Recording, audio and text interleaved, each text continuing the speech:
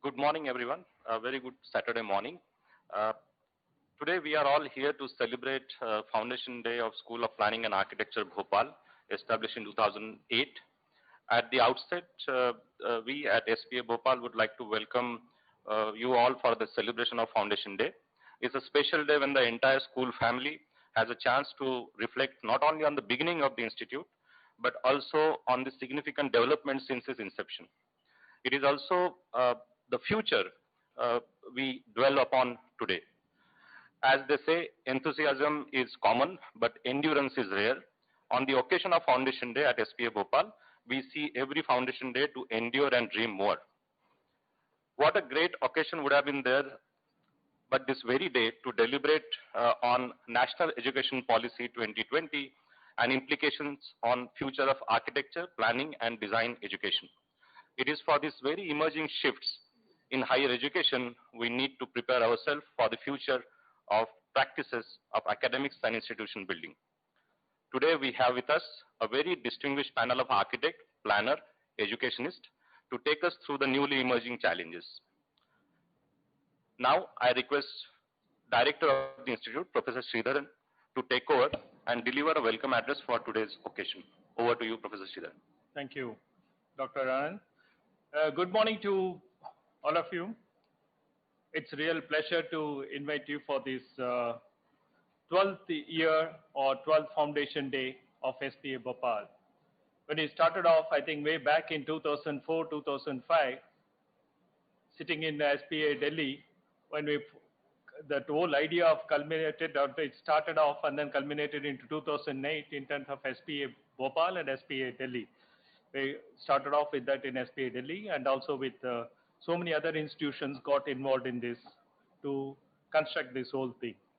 Now, foundation is supposed to be on 7th of October as per the registration and all. But due to pandemic and other related issues, we were forced to have almost a month, after a month, but on exact date at least. We have kept it on 7th itself. In a way, it was a bless in disguise for us, as we have eminent person, Mrs. Brinda Somaya, to steer us and guide us to the future. Okay, welcome, Madam Brinda Somaya, for this particular thing. I have been blessed myself to associate with such a eminent person, excellent person, a nice person, a human being. Okay, so nice to us, emitting radiation of knowledge, and ready to share with whatever knowledge she has still, all the time. Okay, my opportunity to interview with, or say, interact with Mrs. Brinda for a past half a decade after my association with SPA Vijayawada, given me a new direction to interdisciplinary approach in teaching such as architecture, conservation, etc. This also given a new dimension of picking up the right person to steer the institution and academic friends.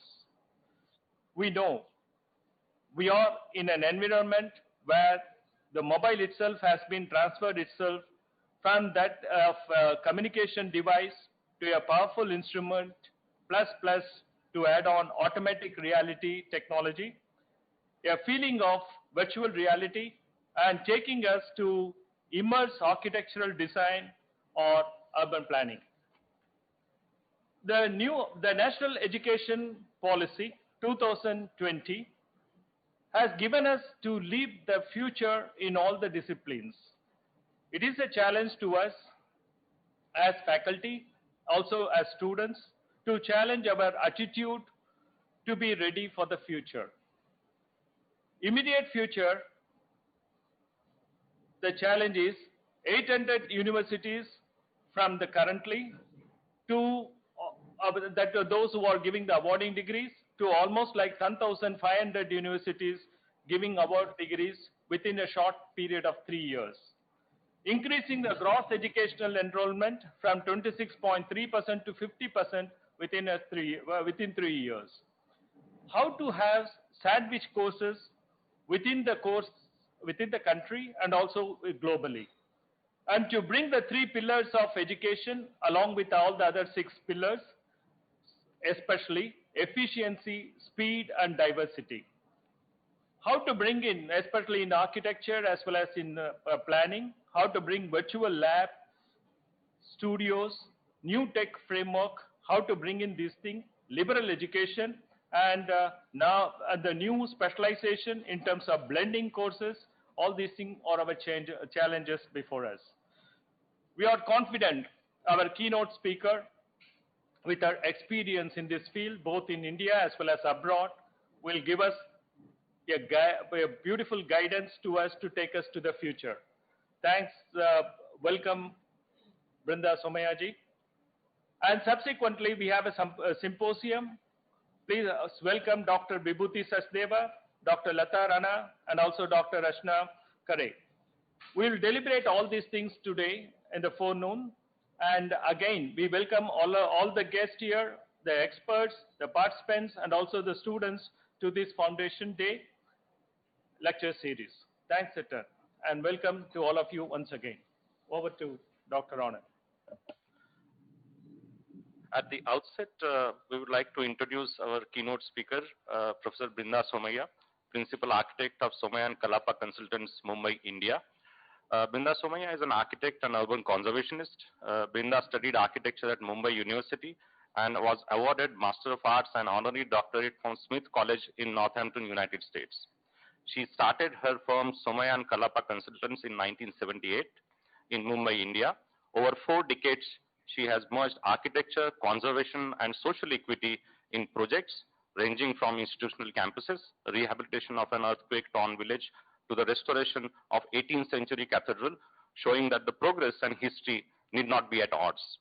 In 2014, the Indian Institute of Architects, IIA, awarded her the Baburao Mhatre Gold Medal for excellence in the field of architecture. In 2016, she was appointed as chairperson of the Board of Governors, School of Planning Architecture, Vijayawada. In 2017, she joined the board of Lafargue Foundation for Sustainable Construction, Zurich, Switzerland. Presently, she is A.D. White Professor at Large at Cornell University, USA. Her monograph, Brinda Somaya Works and Continuities, was published in 2018. We welcome you, ma'am. Please. Thank you very much, Professor Sridharan and faculty and students of the School of Planning and Architecture, Bhopal. May I first thank you for this invitation and also wish you the best on occasion of the Foundation Day. I was wondering why it was called Foundation Day. And I know that all the SPAs are institutes of national importance. So I went back a little bit in history, which I love, and I found that Pandit Jawaharlal Nehru in 1947 made a speech where he said, "A moment comes, which comes but rarely in history, when we step out from the old to the new, when an age ends, and when the soul of a nation, long suppressed, finds utterance." His speech, the aim of his speech, was to motivate Indian people in order to build a new and developed India through their hard work, zeal, and enthusiasm. His message was to fight and remove all the social evils of the country, such as illiteracy, ignorance, poverty, poor health conditions. He wanted to urge us Indians to actively participate in the nation-building process. And through his speech, he had also emphasized the concept of equality among all Indian citizens. So that led me to how the institutes of national importance, which include the SPA, came in. So the first Indian Institute of Technology was founded in May 1950 at the site of the Hijli detention camp in Kharagpur. It was established IIT in 1951. And on 15 September 1956, the Parliament of India passed the IIT Kharagpur Act, declaring it as an institute of national importance. So what's important, what Nehru said post that, he said the institutes of national importance represent India's urges, India's future in the making. It's symbolic of the changes that are coming to India. And I think the SPA, all the SPAs, Delhi, Bhopal, and Vijayawada, are institutes of national importance. And this is something which we must never forget. Today, we have three eminent speakers who will be sharing their thoughts on architecture and planning, the education policy of 2020. Hence, I thought I would share a different set of thoughts. Perhaps talk a little about the difficult times that we are in, both for faculty and students, and how do we address this and take this as a way forward. The world is in a continuous state of flux today. While the aim is to help us all to steer our way through the pandemic, it is also a golden opportunity for us to rethink and reassess the past and perhaps work towards a more just and equitable future. I would like to begin with a quote from Arundhati Roy, the Indian author, an activist, and an architect by education. She says, historically, pandemics have forced humans to break with the past and imagine their world anew. This one is no different. It is a portal, a gateway between one world and the next. We can choose to walk through it, dragging the carcasses of our prejudice and hatred, our avarice, our data banks, and our dead ideas, dead rivers, and smoky skies behind us. Or we can walk through lightly with little luggage, ready to imagine another world and ready to fight for it. Close speech.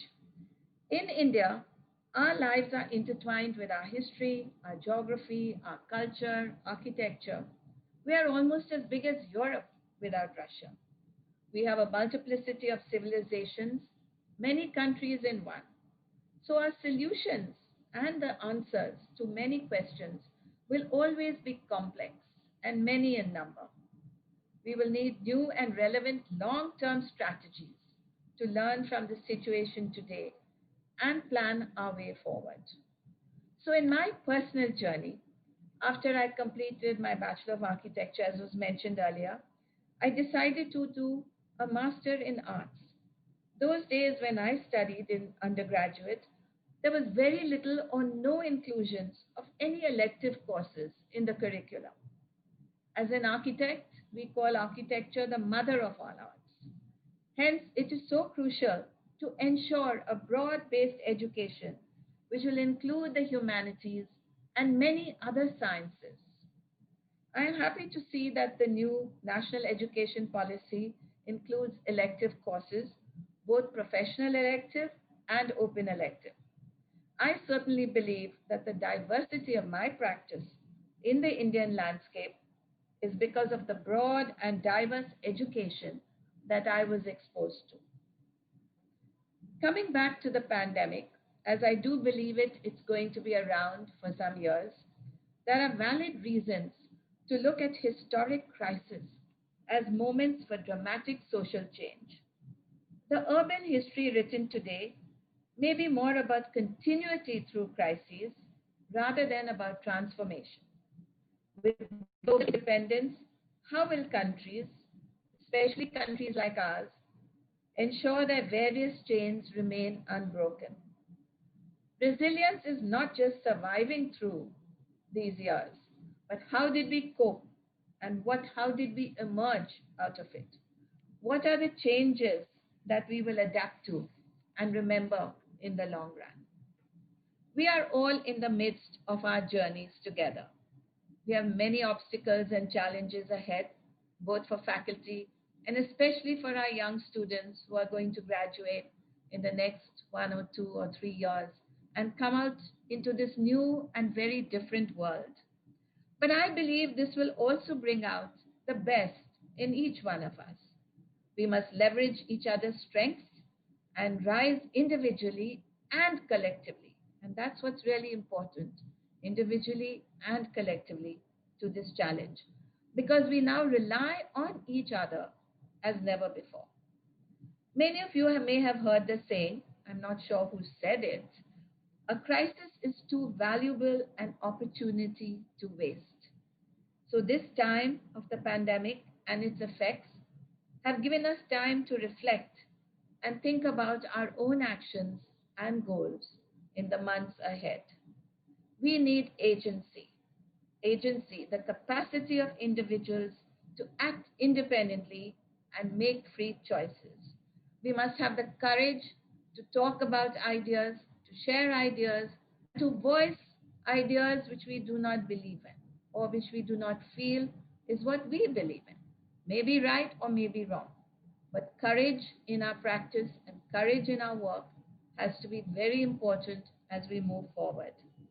We also need to prioritize sustainability and thus nature, because that's what sustainability is all about, nature.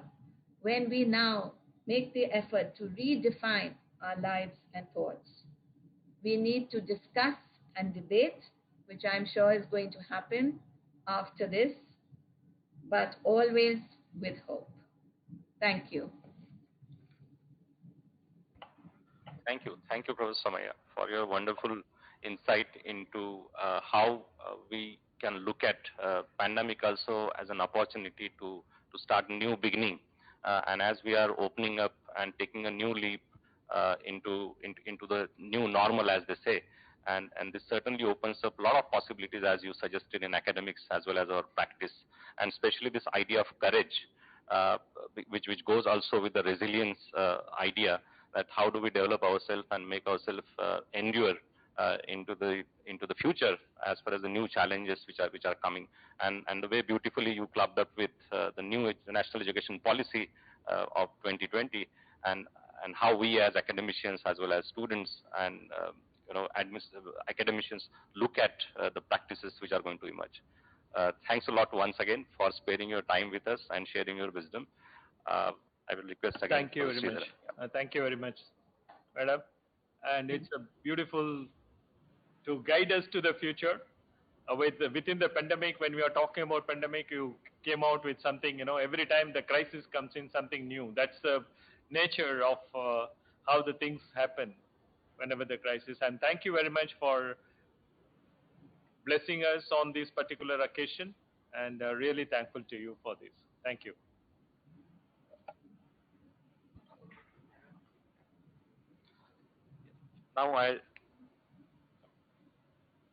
Now we enter into the second part of our symposium. I hand over this online platform to Professor Rachna Khare to initiate and moderate the next session. Professor Rachna Khare, please.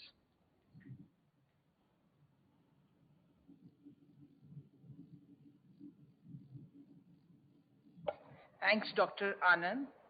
Thanks a lot, Brinda Somaya, Madam, for your motivating and enlightening keynote speech.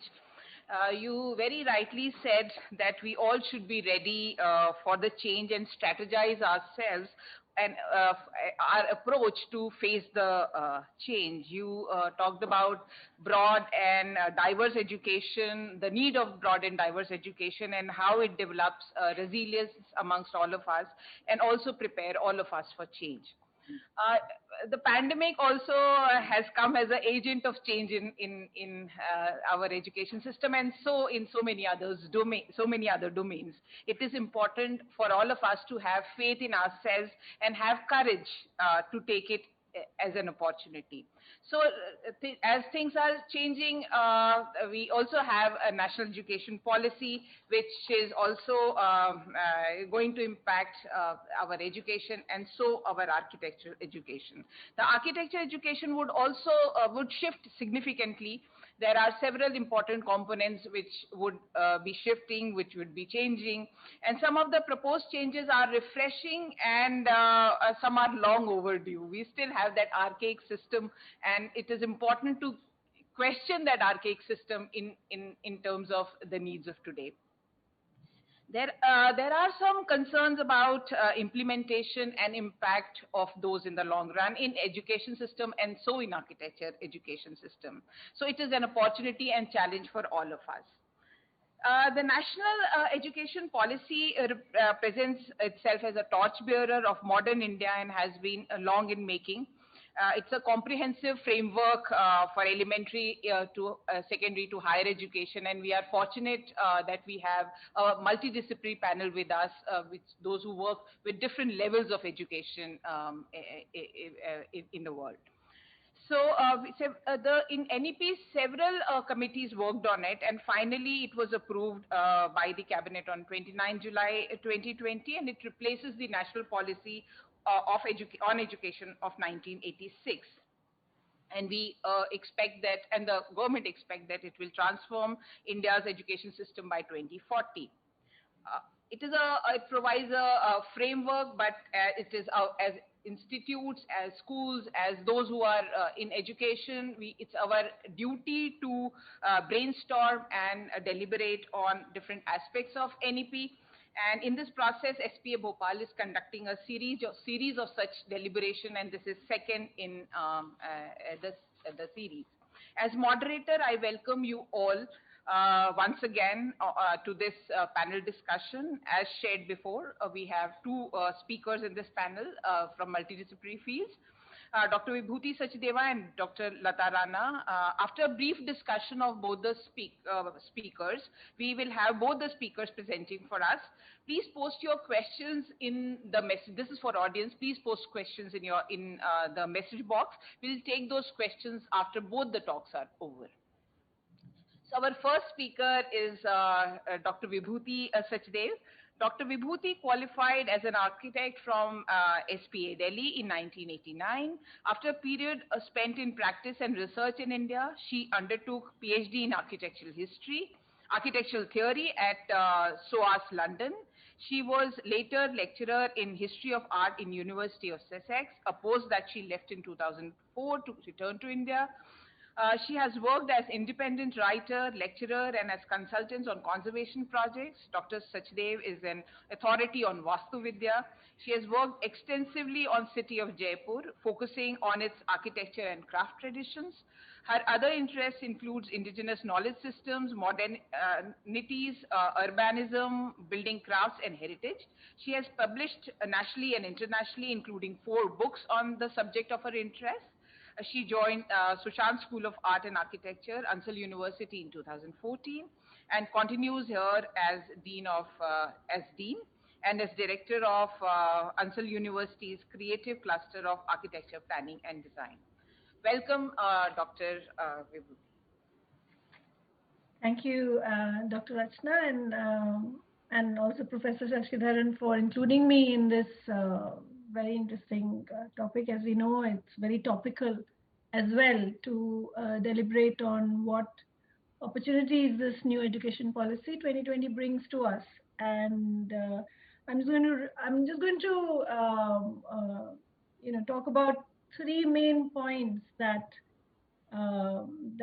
concern us directly, but also because we as architects, designers and planners who work with the creative fields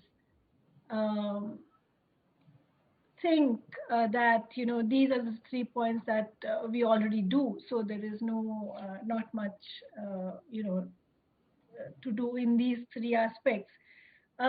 What the national education policy has done, the overarching view is that it is sort of veering towards the design and creative fields, and has taken a lot from how the creative fields learn and teach and grow as disciplines. And so these 3 aspects of the national education policy, which it is championing for the future, seem to be the obvious things that we already do in these disciplines. So let me just, and my question, and what are the questions it raises, is what I'm going to focus on. And my question is, are we alert and conscious and aware of the threads that we already have, which of course, the new education policy is taking as almost the highlights of its proposition. So the first, of course, what it highlights is the importance of critical thinking, which as architects and designers always have been doing. But whether we are doing it consciously is the question. The second one is the multidisciplinarity and interdisciplinarity, as Brinda also pointed out. The fact that architecture is not a kind of a silo discipline. It has to invariably, because of the nature of its practice and the discipline itself, it has to interact and engage with a lot of disciplines for it to realize its aim and objective. So, and the third, of course, is a very interesting aspect of flexibility within a learning program. And of course, this is very crucial to our architectural program, which is a very long haul. I mean, it's a 5-year degree program that culminates in the student being an architect and ready to practice. This flexibility, of course, is also reflected within the BH program in terms of choice-based electives, and which, again, Brinda pointed out, the importance of electives, importance of choosing what you want to do, and the other thing which, of course, SPA has been at the forefront of implementing it is the exit policy, which now is a reality and is a possibility with both Council of Architecture and the National Education Policy, saying that it is possible to go in and out of one's program. Now, that itself raises a lot of issues. Whether it's a single hall, destination, if you're going to have multiple destinations, what do these destinations look like? And what do you do when you hop off the bus? And, are there jobs, opportunities that are there to kind of engage you when you choose to hop off, and then you hop in?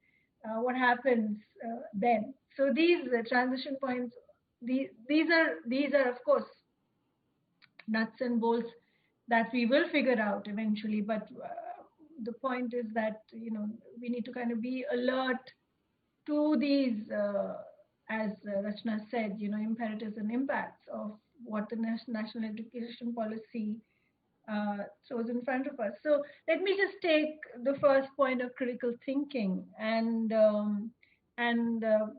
Professor Shashidaran actually, in another discussion recently said that the designers have, in a way, monopolized this whole idea of design thinking, and the management discipline is also sort of taking the learnings from how designers work and what is design thinking into their discipline. And he pointed out, you could, equally forcefully say that there is a planning thinking, and there is a, so taking that thread forward, of course, for architects, there is a particular skill which is spatial thinking. And so in a way, each discipline kind of, polishes your criticality in terms of thinking, aligning it with the discipline you're working in. So there is a legal thinking as well, that so whether these various things are in fact lenses that you put on to look at a certain situation, and the criticality of that stems from the expertise of what you've been trained in. And to recognize that architecture, planning, and design are three people-based professions. At the core of it, all three engage themselves with the well-being of human beings.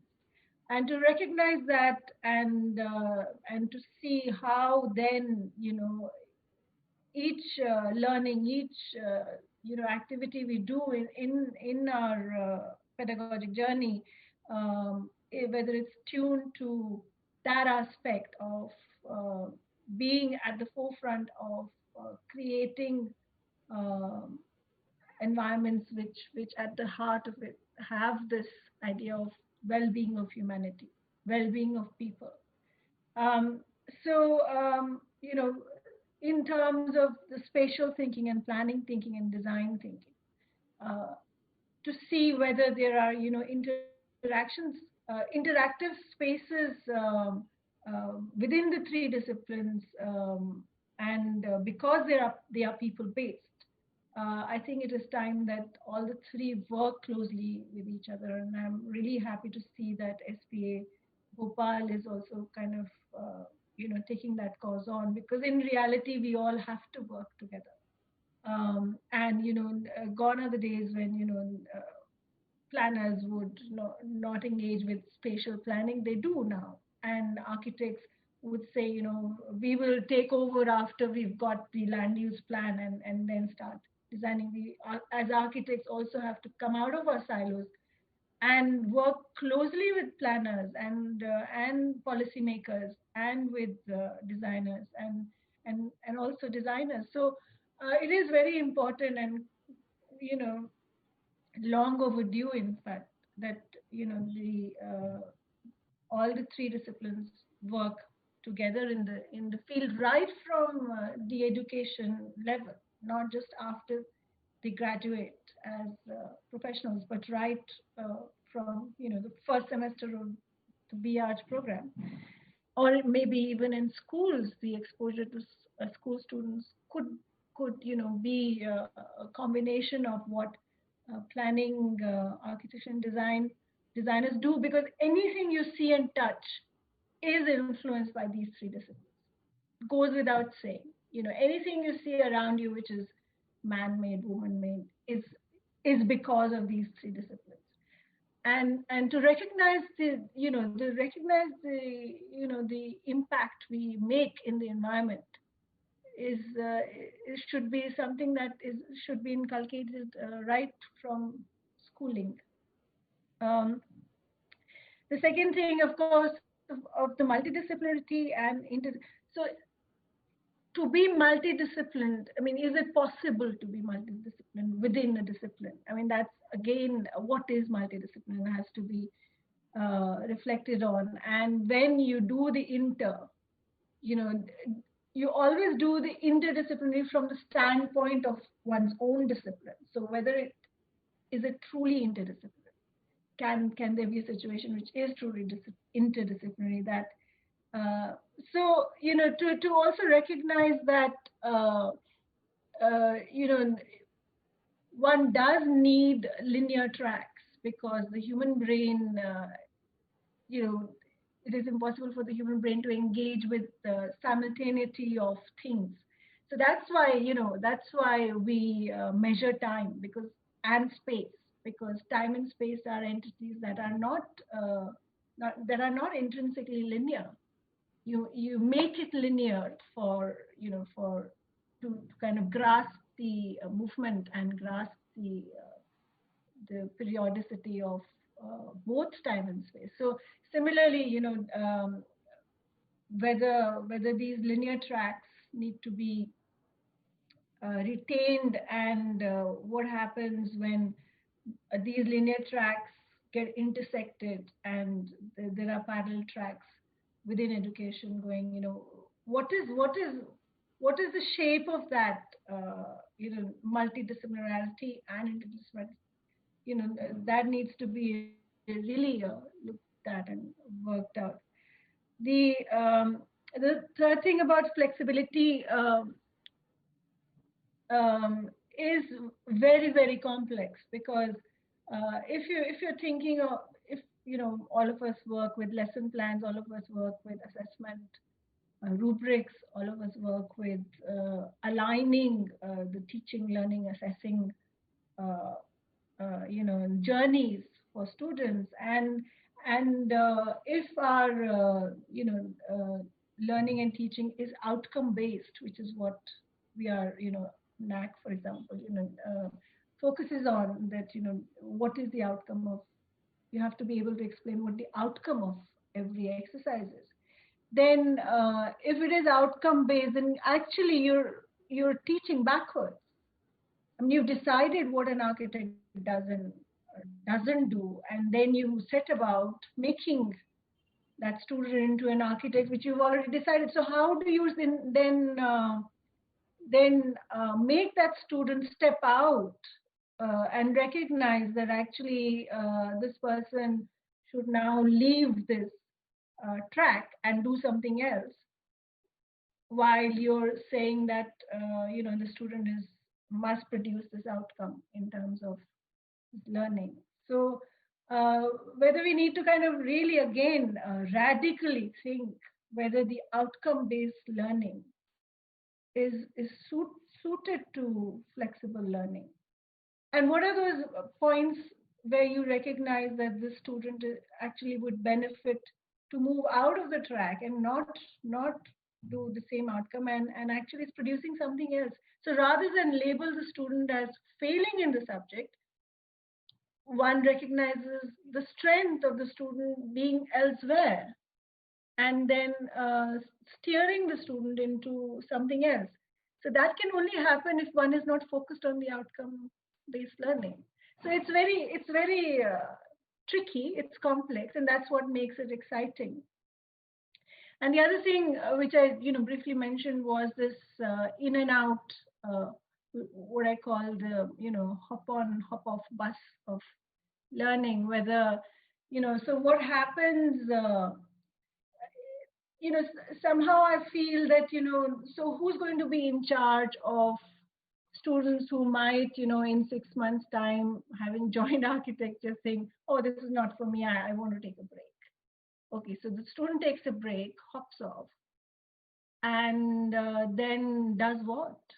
So it's going, at the outset, to me, it also seems to me to be like a parenting nightmare, where you've thought, okay, the student is now, my child is doing this degree, and she will finish when the degree finishes. But no, the degree has all these windows where the student is free to hop off. And would this then produce a lot of unfinished degrees? And what happens to the idea of of discipline? Because we also have to emphasize the fact that in order to start and finish something, you need that rigor and grit and discipline to see it through, even if you're bored halfway. So who's going to do all that if we at the outset are saying give the freedom and the flexibility? What are the instruments and mechanisms for making this fruitful, healthy, enriching journey for both the mentors, teachers, and the students, and making sure that it doesn't end up in kind of a lot of half finished ad hoc things, and that and that parents, teachers, students all work together as a community to be in charge of the journeys that our youth undertake. Not, I mean, in charge is the wrong word, I guess, but to work collectively. Again, as Brinda said, rather than individually, we should all work collectively towards ensuring that all our journeys are enriching and and evolve us into better human beings. That is probably the bottom line of everything. Thank you.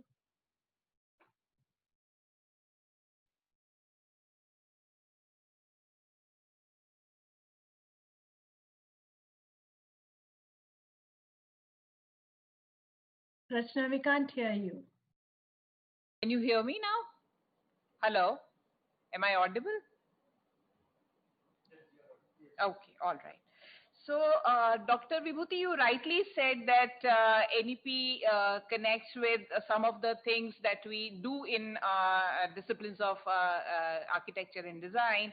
You emphasized on critical thinking, multidisciplinarity, flexibility, and exit policy. You raised questions regarding some of the points that you shared with us, and you also, in your own words, how the whole nuts and bolts will fix together to be able to achieve this. So yes, the people-based, since we are people-based profession, so this is actually, this may actually act as anchor for all of us, you know, where we collectively thinking about the well-being of the people, which may keep us on track over the long run. Working together to achieve this goal, you emphasized on that, working together as institutes, working together as people from different disciplines, and or at least people representing the closely related professions like planning, design, and architecture. We should break the silos, but at the same time, we should not dilute the disciplinary focus.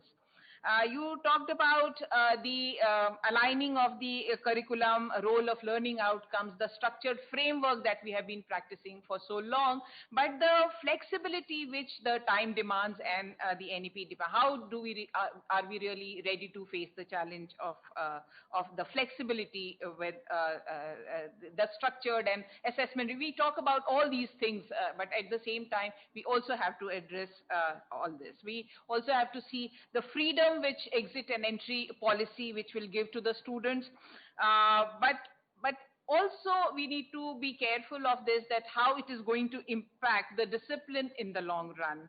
And at the end, you very rightly emphasize, we all need to work together towards it, as parents, as people from different disciplines, as education, and also as citizens of India.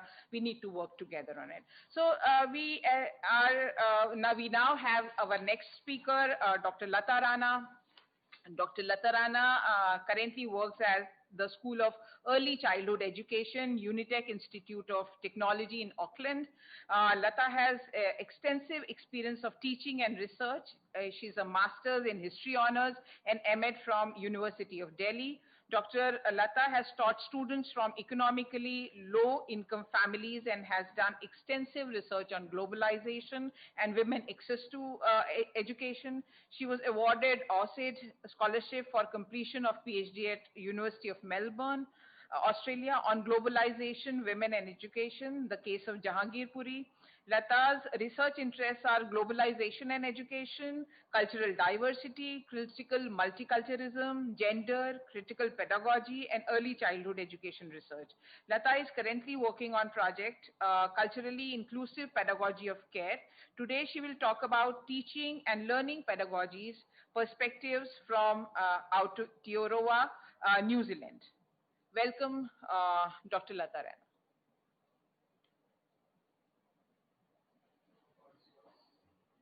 Please unmute yourself. Yeah. Thank you, Rachna, and other faculty members and other presenters. And thanks to SPA for inviting me to do this presentation. I feel honored to be here amongst you all, students and faculty members. So today's talk is going to be more about teaching and learning pedagogies in light of the new education policy. I'll just try to share my PowerPoint. If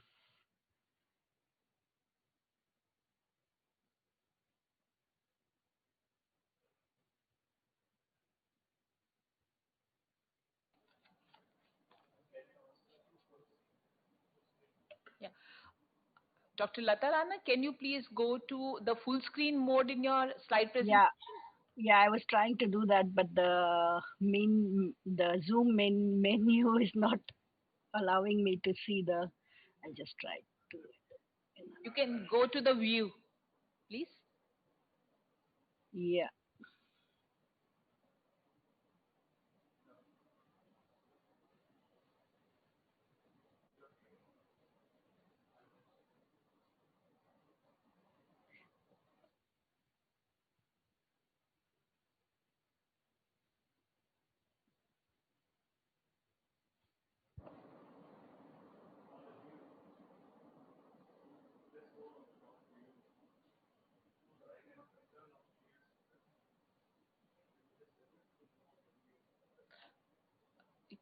You may go on the view at the top of the screen.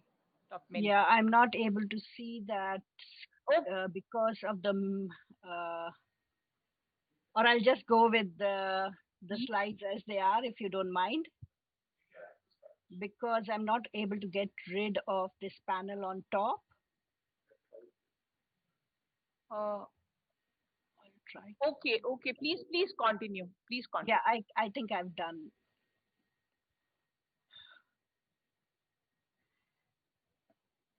Yeah.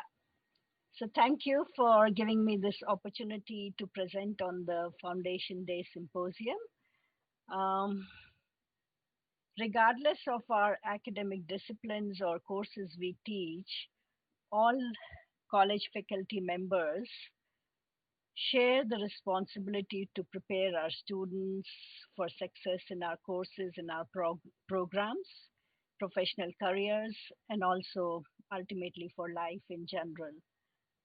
When I was invited to do this presentation, I was reminded of my own teaching and learning philosophy, which has developed since I graduated from the teacher training college and then did my master's and PhD. And now that I'm teaching, it has progressed further. Our teaching philosophy is a live document which is always evolving and reflects an educator's ideas and belief. It changes as one's career progresses. It also changes with what conversations we have or presentations we listen to, and it shapes how we approach our next course. Our teaching and learning philosophy is also influenced by policy changes, legislation changes, and socioeconomic changes. And as our Professor Brinda had said, that it is also influenced by pandemic, especially COVID, the present day COVID pandemic. So today's presentation is going to be touching on the new education policy 2020 and also reflect on the pandemic and the opportunities the new education policy and also the pandemic has brought to us. And I'll be also be reflecting or sharing some context from Aotearoa, New Zealand. Looking at the new education policy, I'll just touch base on some significant points in the new education policy.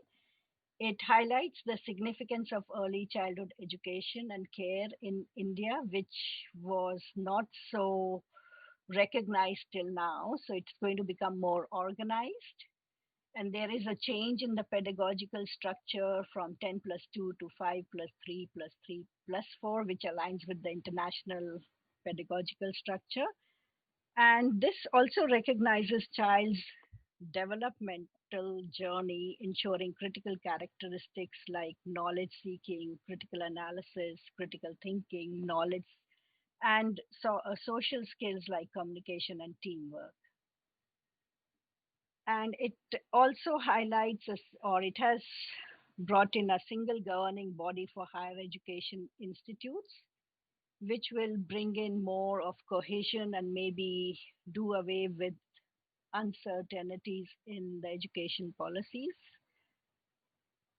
And as previous speakers have talked about multiple entry and exit options in higher education, I think this will encourage a lot of vocational education or vocational qualifications and practical knowledge. And it also talks about credit banks in relation to entry and exit options. Like a student can exit from a program or a course, and when the student comes back, there is a recognition of the credits that the student has earned before.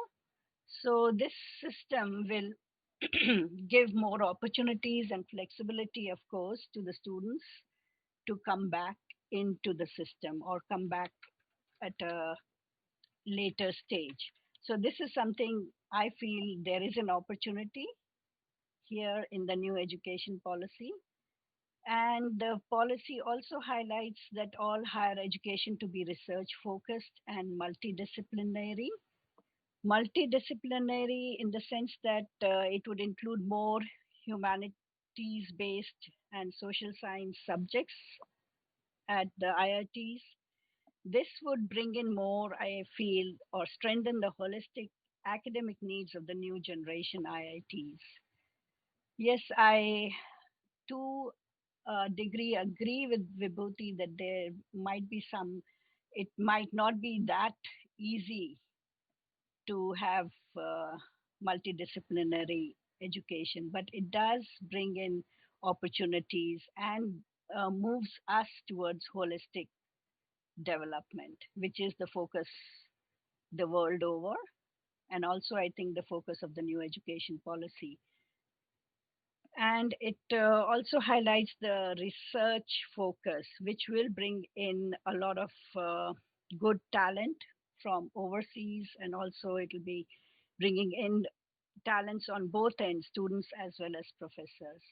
And of course, with the foreign universities opening up in India, would again bring in more opportunities and challenges and talents to India. I also thought that I would touch on the pandemic because it has brought about a bit of challenges and also opened up some opportunities, like looking at the challenges, how we have overcome the challenges to rise above what the pandemic has brought to us. So I would like to just share how it has been for us faculty members out here in Aotearoa. The challenges have been that it's been very difficult to maintain the teacher's agency, in the sense that the teaching strategies that we used before in the face-to-face context was not going to work in an online or a virtual classroom. It's very difficult to maintain that relationship with the students, and it's no longer, we cannot use proximity to increase engagement with the students, or even respond to the needs of the students in the moment in the classroom. It's very difficult to have that connection. So that was one of the challenge that us faculty members in early childhood in the education faculty were facing. And it was also difficult to monitor students who could be at risk, in the sense that facing students facing financial stress or low grades, unsafe living conditions, or financial stress, as I said, and also mental health issues. And besides that, students also faced a number of challenges, like not having that classroom engagement with their peers, and the learning environment was not that collegial.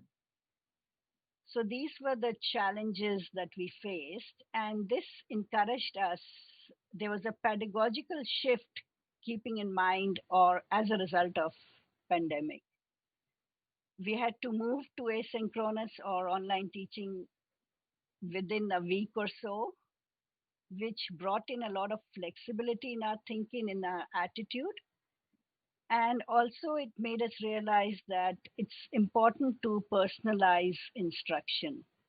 It was important to create an instructor presence in our classroom, which we did by making some videos, short videos, which the students could view anytime, and also announcements on the online platform Moodle that we were using became very important, because the students were not very sure what's happening and whether they were going to be able to complete their courses or not. So those announcements and keeping connection with the students through these announcements became very significant. And we also realized that technology needed to be organically embedded. It was not just face to face and then we just add technology to it. It has to be very relevant.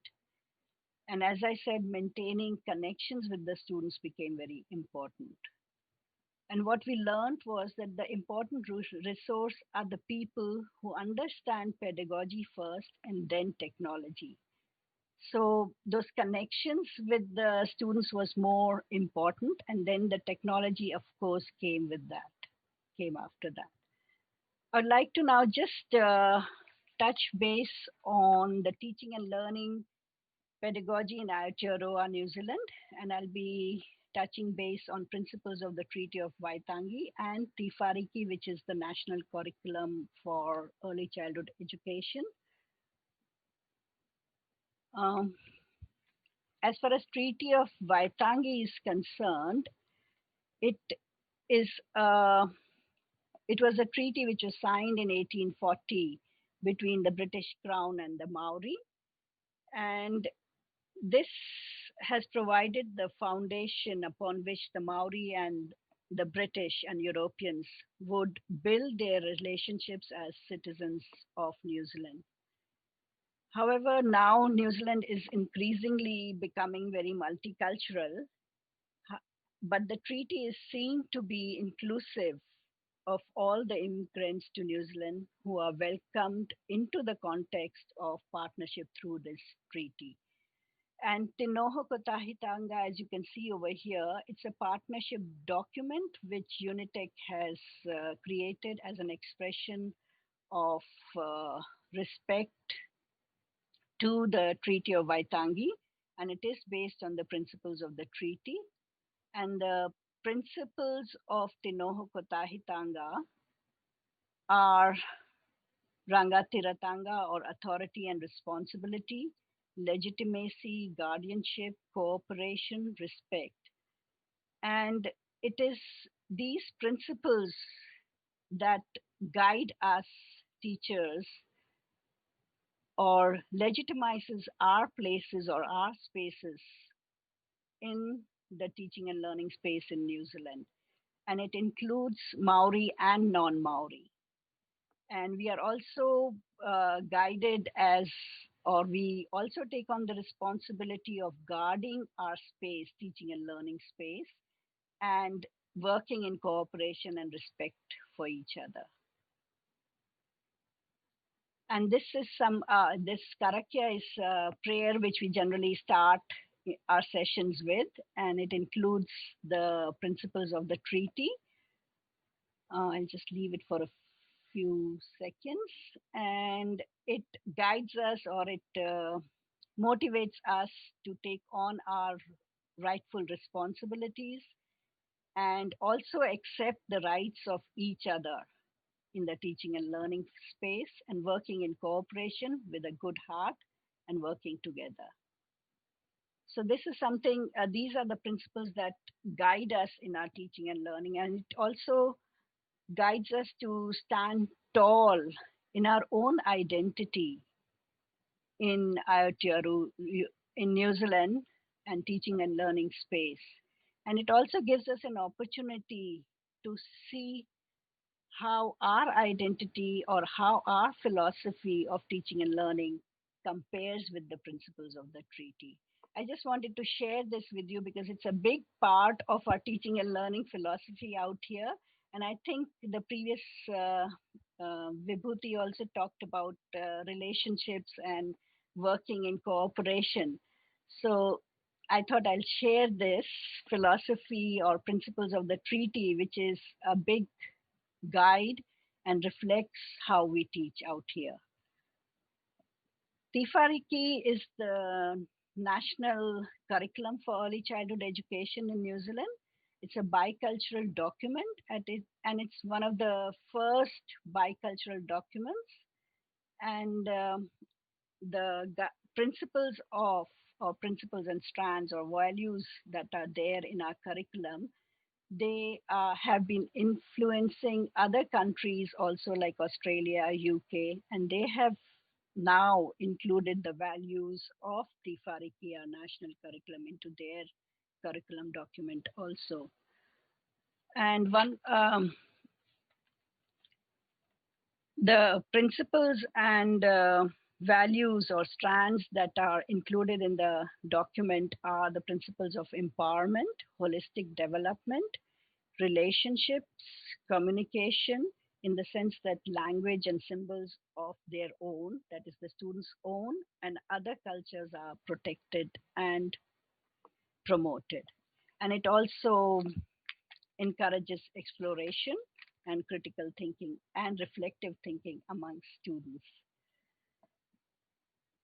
So the implications out here are, I was trying to see the connection between, or I was making the connection between the principles of the treaty and the principles and values and strands in Tifariki to the new education policy, which is also emphasizing on mother tongue languages, holistic development,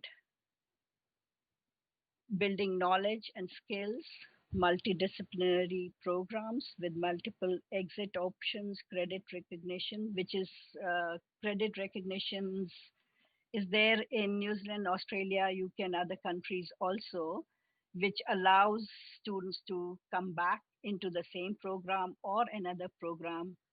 And also, the credit bank recognizes their credits that they have learned or earned in the courses that they completed before coming back. And the new education policy also is emphasizing on critical thinking with a focus on research, opening up to the foreign universities. And I would like to emphasize that the curriculum and pedagogies as guided by the new education policy can take on many ideas from the Western ideology. However, it is important that we keep our own indigeneity intact by emphasizing the core Indian values. And I feel that the new education policy is giving us all quite a bit of an opportunity to bring in diverse values, bring in our unknown values into our curriculum and our teaching philosophy. Because the new education policy is a broad direction, it's not prescriptive, it's not mandatory. And I would like to focus on the significance of research, which has been highlighted, and I think it's very important for higher education that teaching should be research informed. In our faculty, most of our curriculum includes the current research publications, and even our own publications, we try to include that so that our students can see what research the lecturers have been doing. Teaching students practical research skills, supporting students to develop a research-based mindset, to be reflective thinkers, critical thinkers, staff supporting students to develop and carry out their own research projects. And students acquire skills in finding relevant recent research to complement lecturers' provided material. So there should be emphasis or encouragement to the students to find their own research material. Staff sharing professional experience through workshops or conferences like this, or staff teaming up with academics in other universities to establish collaborative projects. I feel research and multidisciplinary elements or flexibility that is there in the new education policy has a lot of opportunities for the academia to bring in their own values and also keeping in mind the needs of the time. So with that, I would like to thank you all for listening and hope you were able to take some ideas from the presentation. Thank you. Thank you, Dr. Latarana. Thanks a lot for your enriching presentation. It was very educative. You shared the highlights of NEP for early childhood education, middle education, and higher education. You talked about the pedagogical shift and innovations which happened during pandemic across the globe. You explained the wonderful principles of the Treaty of Waitangi, and which is inclusive by nature, and how it guides teaching and learning pedagogy in Aotearoa. You very rightly emphasized on the relevance of research in teaching and learning processes, and how important it is to retain the core values of culture in education. Teaching philosophy gets affected by so many other things, and it is our collective responsibility to respond to those changes to address the needs of the current times. So thank you so much, Dr. Rana. Now we will have some questions for both the speakers. We also have some questions which are coming from the audience. So I will start some of the questions, some of the things which are coming in my mind, and this is for both of you. So my first question is for Dr. Vibhuti. Dr. Vibhuti, some of the points of NEP 2020, like flexibility, individualized programs, respecting diversity of the students, respecting individual talent and their interests. How do you think we would be able to achieve this with the kind of student intake we have in undergraduate programs, in the typical setup that we have in the architecture education? Yeah, I mean, that is a very good question, Dr. Rachna, because this is, after all, a national education policy. So whether we can, customize it for regional variations that this national policy may invite, and also what I think the need of the hour is also to think who we are as people of this country, who we are as citizens of India, who we are as individuals and as collective societies, because we know that we are our strength lies in diversity, and this unity in diversity has been celebrated since independence, if not before. And we are diverse people. We are diverse in terms of languages we speak, the cultures we have, the food, cuisine, so music, and this diversity should be treated as an asset, not as a block for processes. So for education to be should not be a cookie cutter exercise, of course. So it should not kind of be a mold through which everybody goes and comes out the same. And we know in reality that even when we go through similar programs of training, we are not the same in the end. Nobody is the same in the end. So why not recognize that diversity within us? The other thing is that apart from the fact that we are a nation that which should celebrate diversity, we are also in the future going to have to address intergenerational diversity, because the technology and everything, the technology is changing so rapidly that for example, there is so much that is not in common between our generation and the previous generation. I mean, the next generation is born with a smartphone. They're not daunted by technology. They're not daunted by the screens, and for them, the visual experience is completely different from ours, where the physical manifestation was key to our experience. For the next generation, it is not the case. Physical manifestation of things is not key to their experiences, and it is very common for one generation to think what's happening to these people who are always glued to the screen. Lo and behold, everybody is now glued to the screen. Bear in mind, last year we were taking screens away from students and everyone, saying go and play, go and what's happened now. So we also have to think that address the fact that this diversity starts from the smallest social unit of a family, where each person is going to be even more different from the other, because of the pace of how technology is shaping us. So that the grandparent, the parent, and the child, and the teenager uh, is going to be diverse, even more diverse.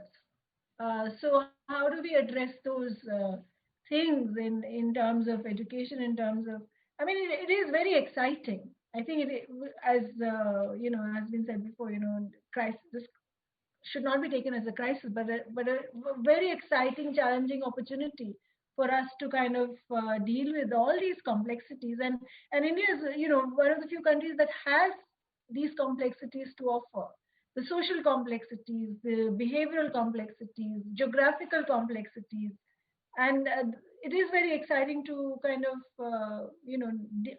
play with these complexities. Thank you, Vibhuti.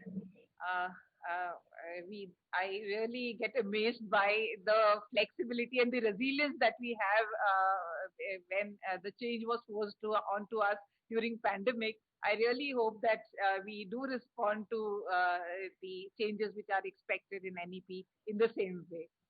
So, and my next question is to Dr. Latarana, a similar question, which I asked Dr. Vibhuti, because some of the key challenges of India is are the big populations, less good number of underprivileged people, and at the same time less resources. So some of the concepts which, like the one which you just shared, which are successfully implemented in Western countries where we have less population and more resources, how do you think we would be able to operationalize all this in India? I think in the context of India, yes, it is quite complex, but with the spirit of cooperation, I think we can work towards mitigating the challenges of big population and having less resources, and being more mindful of the needs of the students and being flexible in our approach towards the learning outcomes that we expect, or the outcomes that we expect from our students.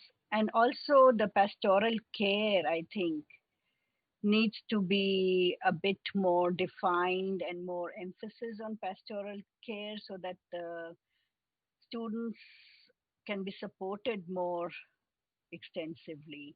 So with that spirit, that commitment has to come from, and in this day and age, the role of the teacher or the role of the lecturer becomes very important, and the values that we want to be reflected or which are there in our strategic policies or values documents of our School of Planning or School of Education, they need to be carried forward by the faculty members. Yeah, that's how I see it. Being an educationist, I don't know, I'm maybe being a bit more philosophical, or yeah. No, no, but true. We need to, instead of seeing it as some statements in the document, we all should internalize the Yes. values, and then everything would resonate to the change in us. Then there are some questions from the audience. This is for Dr. Vibhuti, and our faculty Mayank Dubey is asking this question to her. Dear Dr. Vibhuti, thanks for the talk. Your suggestion of not bracketing the learning outcomes as a watertight evaluation is well appreciated. Can we not assume that the learning outcomes are just notional flags and the means can remain fluid and subjective?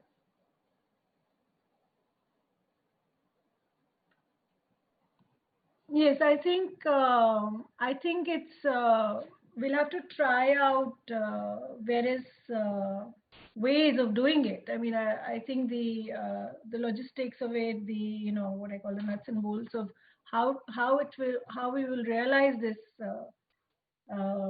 you know breaking away from a track uh, needs to be worked out. But at a more fundamental level, we have a huge resource of traditional systems, how traditional knowledge systems were practiced to draw upon various ideas from there. For example, if you compare allopathic medicine with Ayurvedic medicine, now you go to a doctor and allopathic doctor, and you go with the tests, and regardless of your background, personality, he will prescribe certain medicines based on the tests and symptoms. In Ayurveda, if you're suffering from same fever, two of you in the family, you will get completely different medicines for in terms of because Ayurveda will not give the same medicine to a child, or to 18-year-old, and to somebody who has you know is at a childbearing age. Somebody who has had, I'm talking about women, has had children, will have different medicine. And so what I'm saying is, we have to work out strategies in which how we can customize education and bring it as unique as possible to fit to an individual.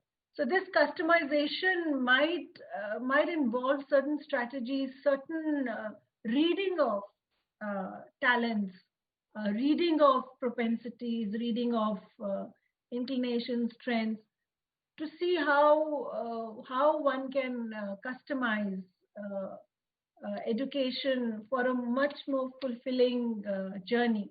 And of course, to begin with, there are a lot of things we need to shed. We need to shed, the teacher on the stage to being, a teacher by the side, from the sage on the stage to be by the side. And shed a lot of things, vocabulary, for example. We need to use a cliche, we need to decolonize our vocabulary. We can't say, we can't use words like fail. Nobody is a failure. You can have incomplete, non-completion, or even that, why is it incomplete? In whose eyes is it incomplete? You cannot use these words anymore. So we need to kind of really re-look at how we are expressing the idea of learning, teaching, outcomes, even, how we're expressing those things. Because of course, language is very transformative, and language is also, something that stereotypes people into students into thinking that that's what they are, and they will hold these labels for life. So we have to be, as Lata said, we have a very responsible position, and we have to kind of exercise our responsibility very carefully, because we're dealing with the future minds. So I think that those are the things. I think the pandemic has allowed us to churn a lot of things. It has given us a reflective pause, and I think we need to kind of continue churning this, get into the habit of churning our what we have, how we do things, why we do them, and so that it can be an evolutionary process always, and it doesn't kind of stagnate. That is also required.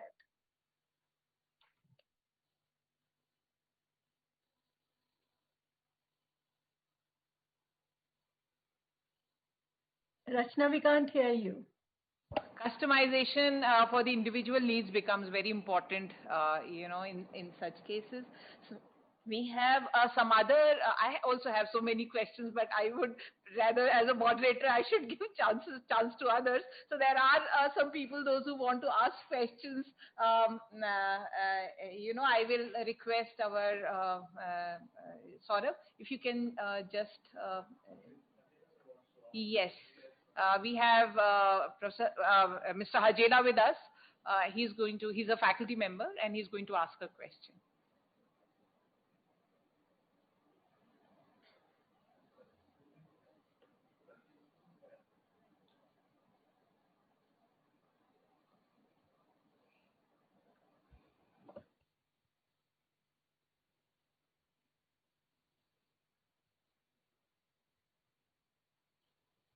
Okay, we are unable to connect with him. He will come back as soon as we connect with him.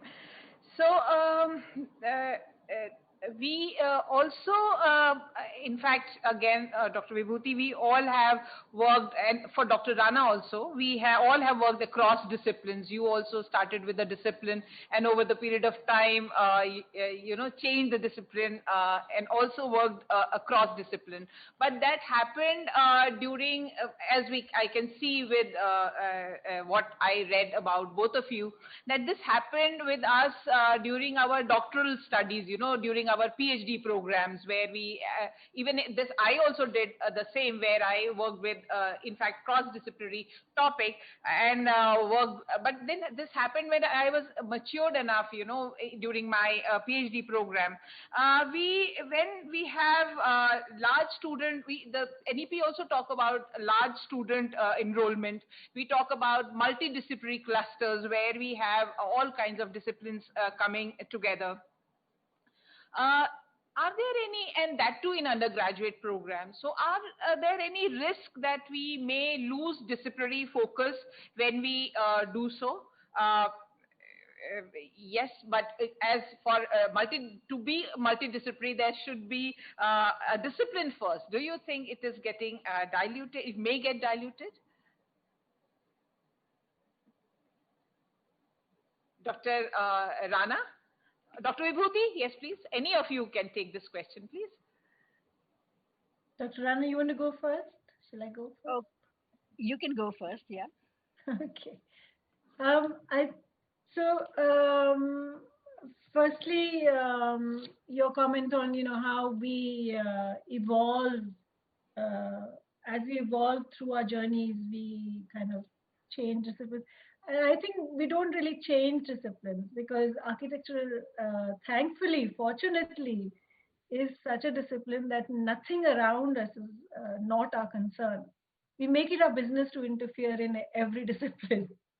So that is the nature of architecture and design disciplines, that they are inherently multidisciplinary. But also, I noticed that your motto says Sarva Shastriya Visharad, which means you have to be knowledgeable in all disciplines.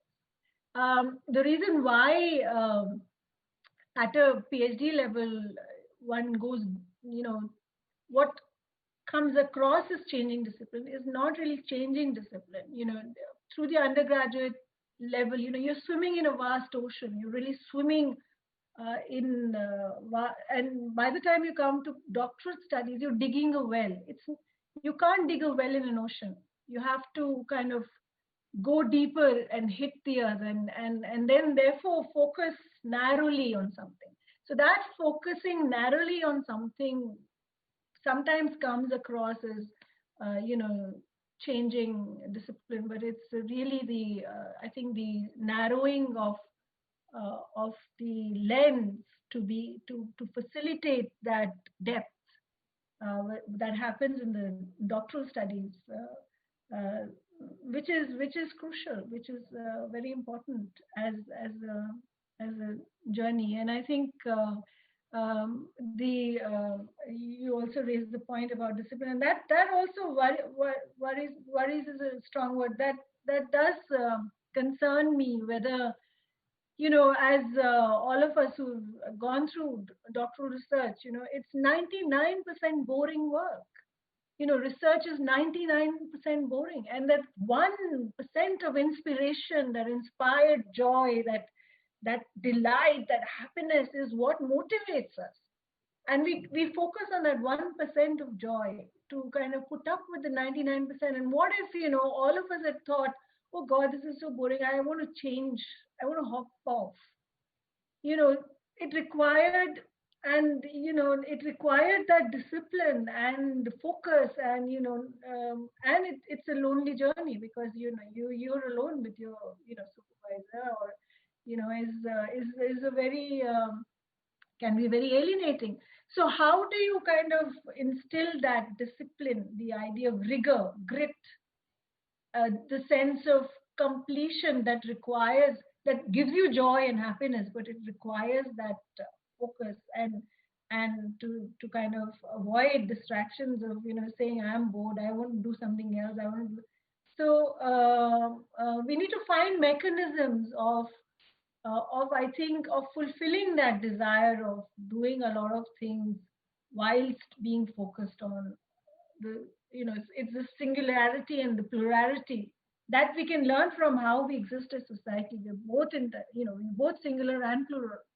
uh, how do we get that into education and make it fun and make it kind of fulfilling, where you can dig a well in an ocean, perhaps. Maybe it's possible. So we'll see. Thank you very much. Dr. Rana, would you like to say something about this? Yeah, I feel that yes, the multidisciplinary aspect of the NEP is focusing on developing the holistic nature or holistic development of the new generation of students. So, in light of how things have become so global and so much of information and so many things happening around us, so in a way, it is good to start to recognize what other disciplines are. In SPA, maybe School of Planning and Architecture, I think yes, you are quite multidisciplinary. But in some other programs, it could be very, there might not be many, they would be focused more on science subjects and not towards the social sciences. So, in that sense, to introduce multidisciplinary areas into different programs would help students to recognize where they stand. And even in the context of PhD, yes, it is hard work. I wouldn't say it's boring, but hard work. And at the end, you realize the core value of what you've been struggling with, to find out. So, what was it that you were trying to find out? What was the significant learning? So, yes, the end part is very joyful, but it is quite a bit of hard work. And it, by digging deep, as Vibhuti was saying, that you find your core. So I don't think that it will dilute, but coming from a broad perspective, it will help the students to narrow down their focus or to understand where they identify with, the core they identify with. So that's my understanding. Yes, true. Thanks for your views. We have Professor Sridhar, and he also has some questions. Mhm. Okay. Thanks, Dr. Ashna.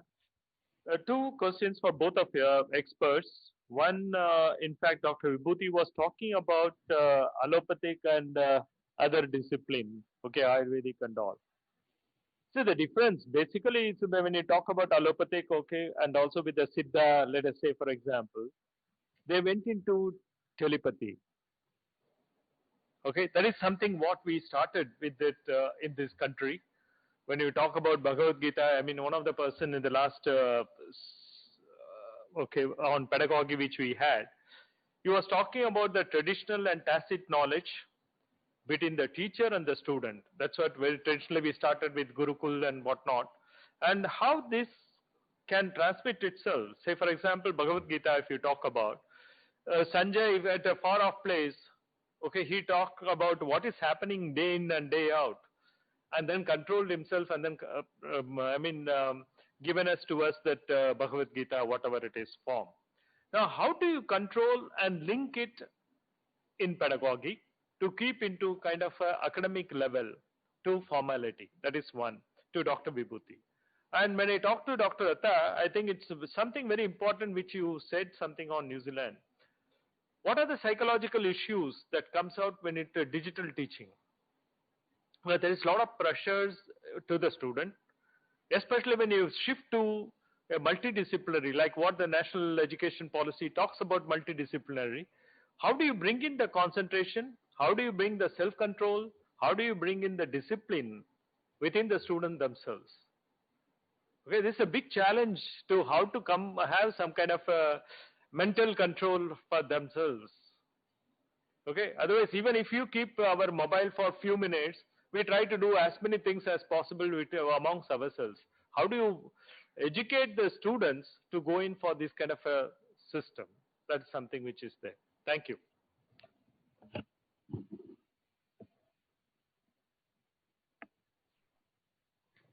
So I think, yes, I think that is where research can play a very important role. What we have to kind of do, Professor Shashidharan, I think what has happened is our traditional systems and our modern systems have kind of existed parallelly, where the supremacy of the modern system has been more than the traditional systems, and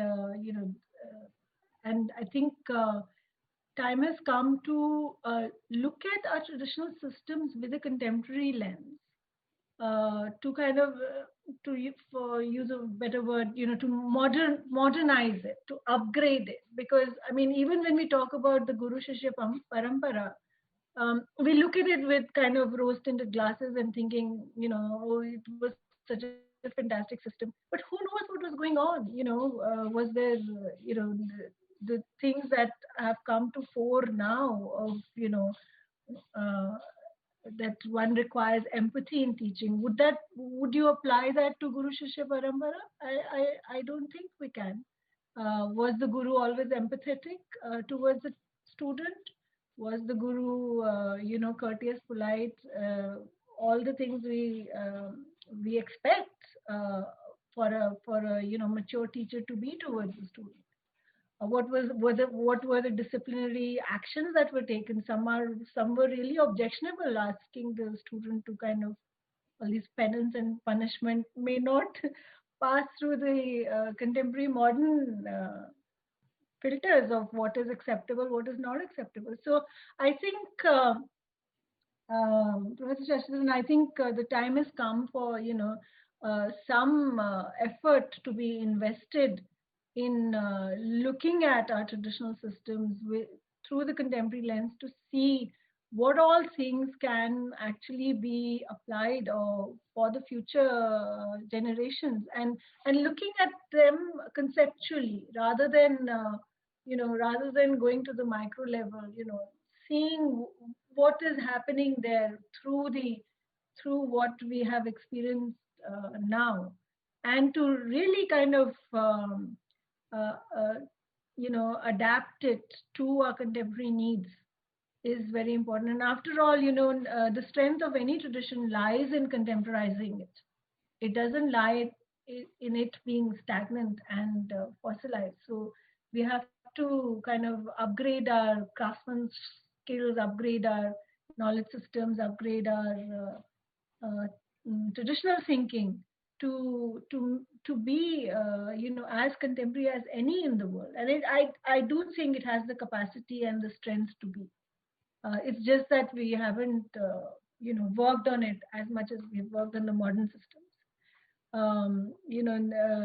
Now, of course, through yoga and through kind of sustainability, a lot of these ideas are coming to the fore, but there are zillions of other ideas that are just waiting to be captured and used.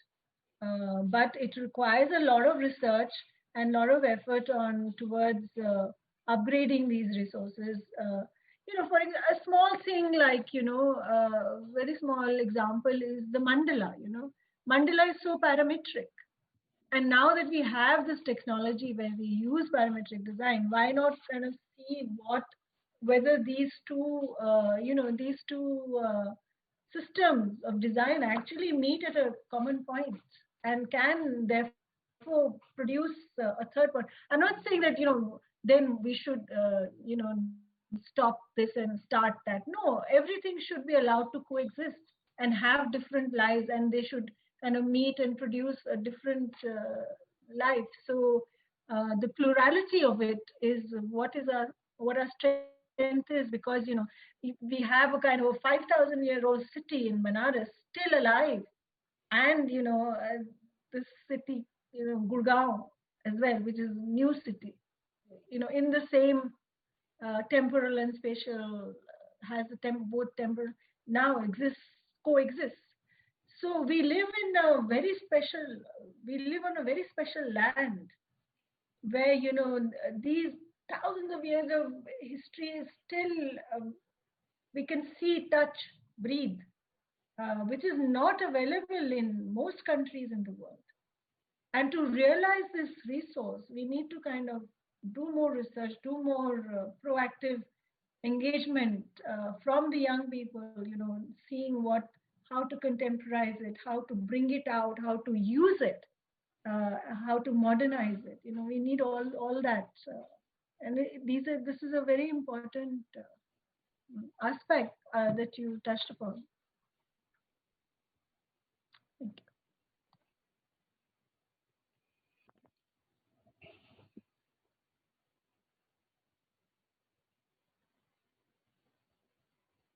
Thank you. I think Professor Sridharan was asking about how multidisciplinary idea of having different disciplines, how would the students cope psychologically? Is that what you were asking, Professor Sridharan? But it's about that psychological issues when you keep to digital teaching and how it's going to have an impact during the multidisciplinary attitude. Yes, psychological effect during digital teaching is quite a lot, both on the student and the faculty member, because I personally felt that I was doing a lot of teaching and learning during the COVID, during the lockdown, whereas face to face now, when it's become normal now, we are in we are not in lockdown, we are out of lockdown, it's all normal. So it's more like routine. But whereas it was when online, it was more of a stress. So it can be a bit of a challenge being using the digital technology for the students and the faculty members, and how you are going to cope with that, especially as far as faculty is concerned. The one thing which worked well for us was the support which we gave to each other in the faculty. We were always there with ideas and supporting each other in the sessions also. Sometimes there were 2 or 3 lecturers in a session, and supporting others with the breakout rooms and things like that, and also supporting the students. So yes, psychologically it is an issue, and students do feel disconnected and stressed more so using digital platforms or being online. So that's something, but with time they do find their own ways of coping with it. And as far as multidisciplinary, yes, it will become even more intense psychologically. The pressure would be more on the students, I feel, not on the faculty member, but on the students, it's much more. Yes. I'm not sure if I have answered or given a solution, but I think with time, yes. Yes, yes. Very, very thought provoking and very nicely. I would say that we all agree that the NEP 2019 is followed, if followed to its logical conclusion, the institutions would no longer be the same. The structure, curriculum, regulations, funding, accreditation, the list is long. The education is bound to change. Disciplinary education would also significantly shift. Some of the proposed changes are refreshing and some are pending for very long. We take it as an opportunity, as exciting opportunity, or a challenge, or both. There are so many questions related with our architecture, design and planning education, the duration of the course, entry and exit to these courses, role of COA and other professional councils, the language, flexibility.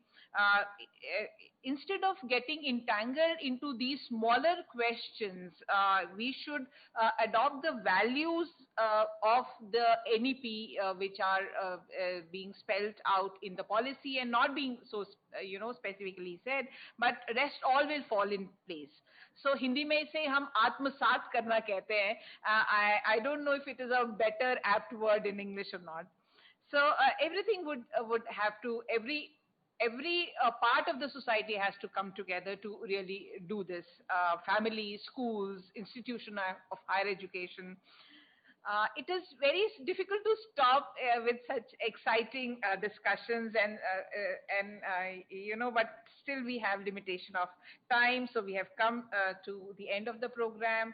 I thank both the speakers for their enriching talk, for the kind of discussions we had. I hope we'll get some more time, some other time when we are able to discuss all these things more in detail. Now I request Dr. Anand to give vote of thanks. Thank you, Dr. Khare. As we come to the end of the event, we would like to thank Professor Sridharan for really conceptualizing this whole idea of online symposium and putting it in the perspective of NEP. I also thank Professor Vibhuti Sajdev and Professor Latarana for such valuable insights and really bringing in the issue of scalability of planning our subjects and right from lesson plans to outcome, and telling us that impact which NEP will have on each of these aspects as the way we look forward. And Professor Latarana, who also brought in these human aspects of which we need to still inculcate and keep on and plug them in with the new dynamic which is emerging as far as the academics is concerned. I would also like to thank Professor Rachna Khare for moderating the session. Thank you, ma'am. This is also occasion to thank all the faculty, staff, students for attending and participating in this event. The event would not have been possible without the technical support. And also my colleague faculty Saurabh and Aman, also Ram Yadav from Computer Center SPA Bhopal. I again congratulate to all members of SPA Bhopal family on the occasion of Foundation Day. Thank you. Thank you all. Thank you. Thank you. Yeah. Thank you. Thank you so much. Thank you.